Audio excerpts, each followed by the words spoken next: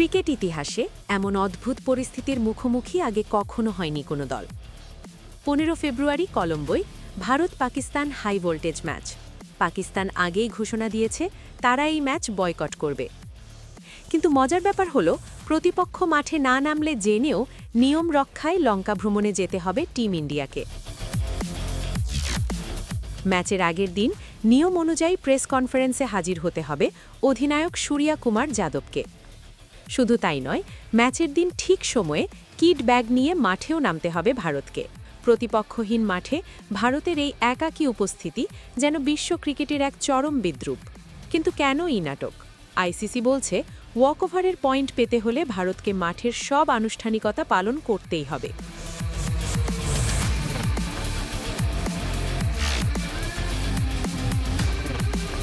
বিশ্বকাপের প্রাণভোমরা ধরা হয় ভারত পাকিস্তান লড়াইকে। বিজ্ঞাপন আর সম্প্রচার সত্ত্ব মিলিয়ে এই একটি ম্যাচ না হওয়ায় আইসিসি প্রায় 200 কোটি রুপির আর্থিক ক্ষতির মুখে পড়তে যাচ্ছে। প্রশ্ন উঠেছে আরও বড়, যদি গ্রুপ পর্ব শেষে ভারত ও পাকিস্তান ফাইনালে ওঠে, তবে কি আবারও বয়কট করবে পাকিস্তান? সেক্ষেত্রে কি না খেলেই চ্যাম্পিয়ন হয়ে যাবে ভারত? এই সমীকরণ মেলাতে হিমশিম খাচ্ছে ক্রিকেট নিয়ন্ত্রক সংস্থা। পাকিস্তান সরকারের এই সিদ্ধান্তে উত্তাল ভারতীয় মিডিয়া। সাবেক ক্রিকেটাররা আইসিসিকে কঠোর হওয়ার পরামর্শ দিচ্ছেন। টি-20 বিশ্বকাপ থেকে বাংলাদেশকে বাদ দেওয়ার প্রতিবাদেই মূলত পাকিস্তানের এই কড়া অবস্থান।